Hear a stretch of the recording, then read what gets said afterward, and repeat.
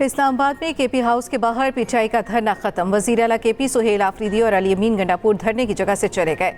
KP house के बाहर सड़क को ट्रैफिक के लिए खोल दिया गया। पार्लियामेंट लॉजेस में भी पीटीआई के अरकान कौमी असम्बली और सेनेटर्स का धरना खत्म।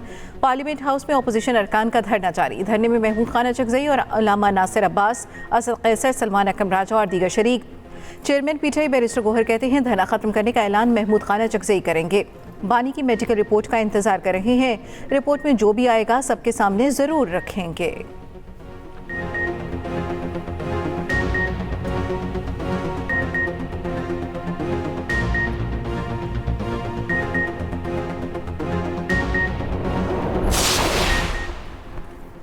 बानी पीटीआई का अडियाला जेल में 1 घंटे तक तिब्बी मुआयना। मुख्तलिफ अस्पतालों के माहिर डॉक्टर्स की टीम ने चेकअप किया। मोबाइल मेडिकल लैब के जरिए मुख्तलिफ टेस्ट किए गए। Doctor Amjad, doctor Nadeem Qureshi, doctor Sikandar और डॉक्टर रफीक पर मुश्तमिल डॉक्टर्स की टीम ने आंख का तफसीली मुआयना किया। मेडिकल टीम अपने साथ जरूरी तिब्बी सामान और अद्वियात भी लाई।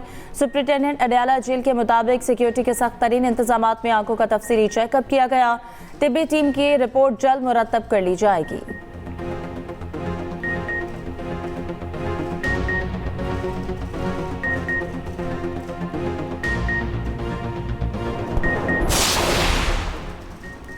वज़ीर आज़म शहबाज शरीफ ऑस्ट्रिया के 2 रोज़ा दौरे पर वियना पहुँच गए। ऑस्ट्रियन अफवाज के दस्ते ने वज़ीर आज़म शहबाज शरीफ को सलामी दी। वज़ीर आज़म शहबाज शरीफ की ऑस्ट्रिया में अहम मसरूफियात। शहबाज शरीफ आज अक़वाम मुत्तहिदा के ज़ेर एहतमाम खुसूसी तक़रीब में खिताब करेंगे। ऑस्ट्रियन क़यादत से वफूद की सतह पर मुलाकात भी करेंगे। नायब वज़ीर आज़म इसहाक़ डार, वफ़ाक़ी वज़ीर इत्तलात अता तारड़ भी हमरा।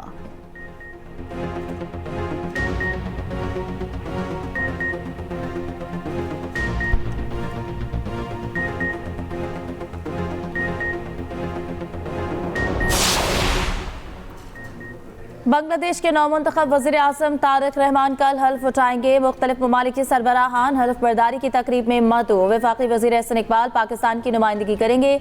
वज़ीर आज़म शहबाज शरीफ बैरून मुल्क दौरे के बायस तकरीब में शिरकत नहीं कर सकेंगे। एहसन इकबाल तकरीब में शिरकत के लिए ढाका रवाना। वफाकी वज़ीर बांग्लादेश में आला हुक्काम से मुलाकातें भी करेंगे। कहते हैं सियासी, मुआशी और इक़्तिसादी शोबों में तरक्की की नई राहें हमवार होंगी। 2 तरफ़ा ताउन के फ़रोग़ और सियासी और इक़्तिसादी पेशरफ्त के रोशन इम्कानात के लिए पुरुमीद है। दूसरी जानिब BNP सरबराह तारिक रहमान की अमीर जमात इस्लामी शफीकुर रहमान से मुलाकात। शफीकुर रहमान की तारिक रहमान को वज़ीर आज़म नामज़द होने पर मुबारकबाद। हुकूमत से मुकम्मल ताउन की यकीन दहानी।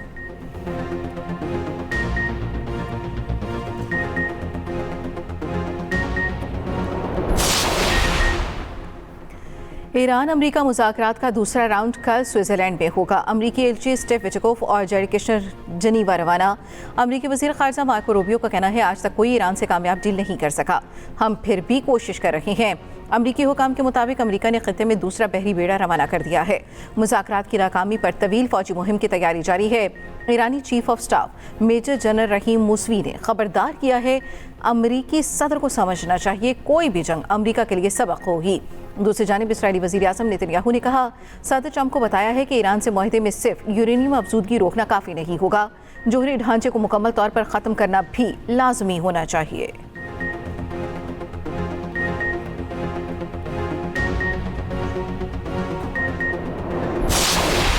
रमजान से कबल महंगाई का झटका। पेट्रोल 5 रुपए, डीजल 7 रुपए 32 पैसे लीटर महंगा। नोटिफिकेशन के मुताबिक पेट्रोल की नई कीमत 258 रुपए 17 पैसे मुकर्रर। डीजल की नई कीमत 275 रुपए 70 पैसे हो गई। गुड्स ट्रांसपोर्टर्स ने किराए 3% बढ़ा दिए। सदर एसोसिएशन मलिक शहजाद अवान का कहना है हुकूमत ट्रांसपोर्टर्स को दीवार से लगाना चाहती है।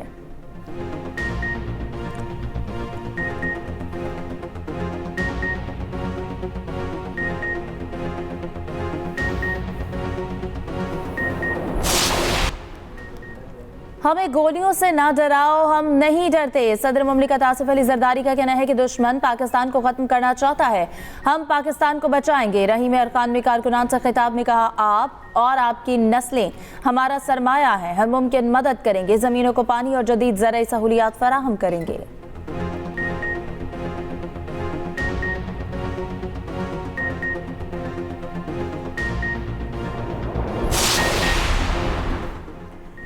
पंजाब में ज़रूरतमंद ख़ानदानों की फ़ौरी मदद के लिए बेमिसाल इक़दाम। यकम रमज़ान से मरियम को बताएं प्रोग्राम का आगाज़। माली मुश्किलात का शिकार अफराद को 24 घंटे में 10,000 रुपये इमदाद मिलेगी। ख्वाहिशमंद हेल्पलाइन 1000 पर कॉल करके इमदाद हासिल कर सकेंगे। वेब पोर्टल या ऐप पर शनाख्ती कार्ड नंबर दर्ज कराया जा सकेगा। प्रोग्राम में शफाफियत के लिए लाइव ट्रैकिंग सिस्टम नाफिज, डिजिटल रिकॉर्ड और मॉनिटरिंग भी होगी। दरख्वास्त गुजार की तस्दीक और रजिस्ट्रेशन के लिए 4 दिन का वक्त मुकर्रर।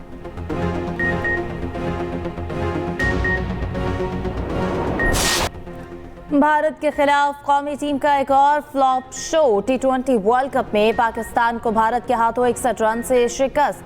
174 रन का हदफ शाहीनों के लिए पहाड़ बन गया।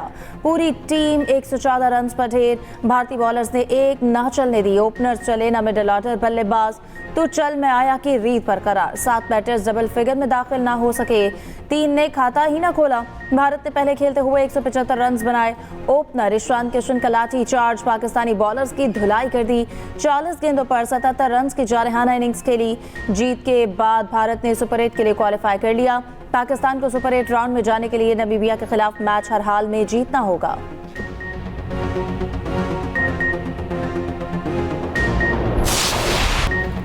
बड़े बड़े नाम सब ही नाकाम। भारतीय बॉलर्स ने पाकिस्तानी बैटर्स को चारों शाने चित कर दिया। साहबजादा फरहान पहली ही गेंद पर कैच पकड़ा बैठे।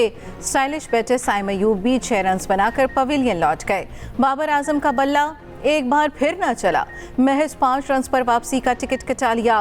कप्तान सलमान अली आका भी बड़ी इनिंग्स खेलने में नाकाम रहे। 4 रन बनाकर चलते बने। मोहम्मद नवाज ने 4, शादाब खान ने 14 रन बनाए। उस्मान खान 44 रन बनाकर नुमाया रहे।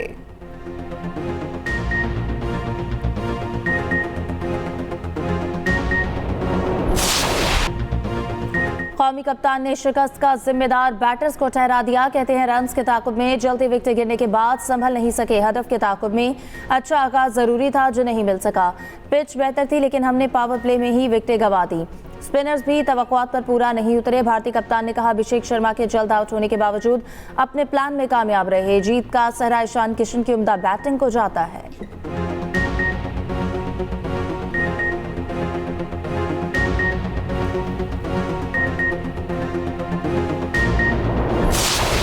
पाकिस्तानी बॉलर्स का जादू ना चल सका। इब्तिदाई विकेट मिलने के बाद तसलसल बरकरार ना रख सके। भारतीय बल्लेबाजों ने शाहीन आफरीदी की जमकर धुलाई की। शाहीन आफरीदी को 2 ओवर्स में 31 रन पड़े। इब्रार अहमद भी महंगे साबित हुए। 3 ओवर्स में 38 रन खाए। मिस्ट्री स्पिनर का जादू भी नाकाम। उस्मान तारिक सिर्फ 1 विकेट ही ले सके। पाकिस्तान की जानिब से साइम अयूब ने 3 विकेटें हासिल की। शाहीन आफरीदी और सलमान आगा के हिस्से में 1-1 विकेट आई।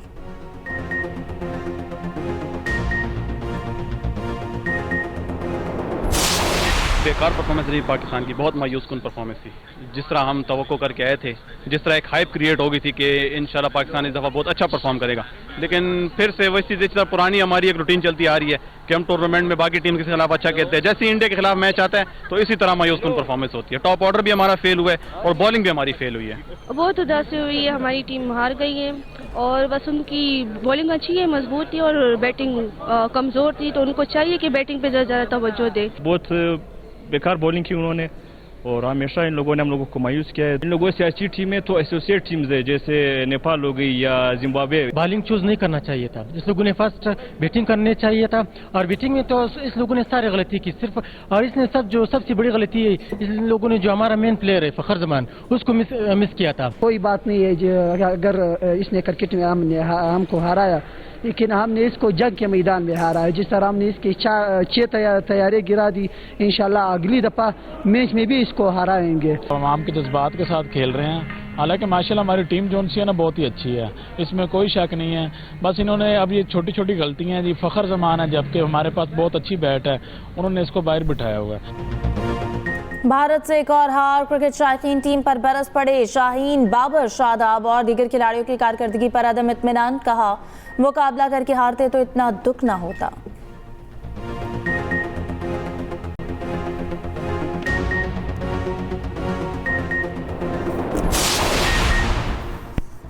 शाहीन, बाबर और शादाब के खिलाफ आवाजें उछलने लगी। साबिक कप्तान मोहम्मद यूसुफ का एक्स पर पैगाम, कहा शाहीन आफरीदी, बाबर आजम और शादाब खान के लिए अब वक्त खत्म होता दिखाई दे रहा है। पाकिस्तान को हकीकी कारकर्दगी दिखाने वाले नए खिलाड़ियों की जरूरत है। शाहिद आफरीदी ने कहा, बाबर, शाहीन, शादाब को बाहर बिठाओ, नए लड़कों को मौका दो।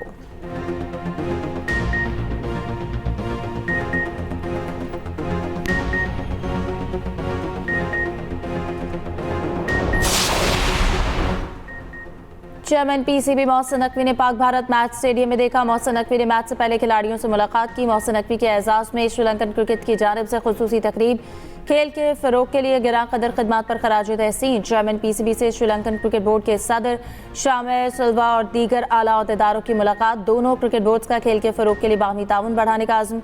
मोहसिन नकवी ने कहा, क्रिकेट जेंटलमैन खेल के साथ मोहब्बत और कुर्बतें बढ़ाने का जरिया है।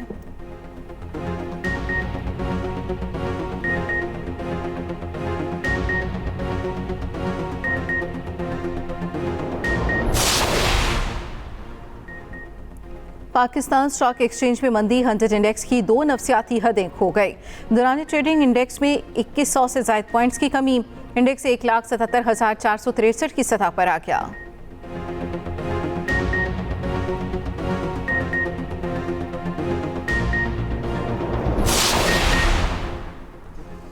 कोयटा और गिरदनवाह में बारिश, मौसम सर्द हो गया। आज बलूचिस्तान और खैबर पख्तूनख्वा के ज़ेरे इलाकों में बारिश का इम्कान। बन्नू, शिमाली और जनूबी वज़ीरिस्तान में टांग में बारिश की पेशगोई। डेरा इस्माइल खान में मूसलाधार बारिश के साथ ही आलाबारी का भी इम्कान।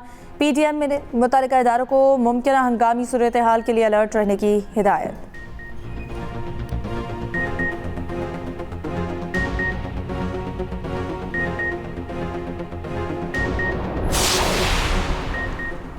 आपने गुल प्लाजा में क्या देखा? एम्बुलेंसेस मौजूद थी?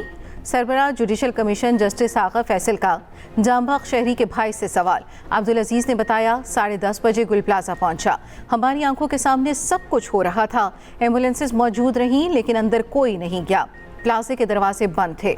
सारे गुल प्लाजा की समाअत जारी।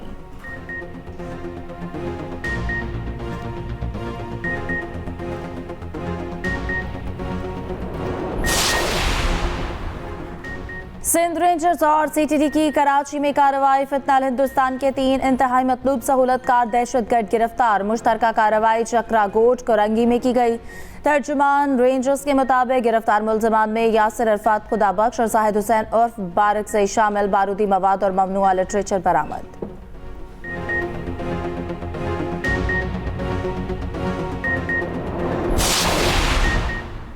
कराची की हेवी ट्रैफिक ने एक और शहरी की जान ले ली। नॉर्दर्न बाईपास नूरानी कांटा के करीब वाटर टैंकर से मोटरसाइकिल सवार जाम बहक, फौरी तौर पर शनाख्त न हो सकी। लाश अब्बासी शहीद अस्पताल मुंतकिल।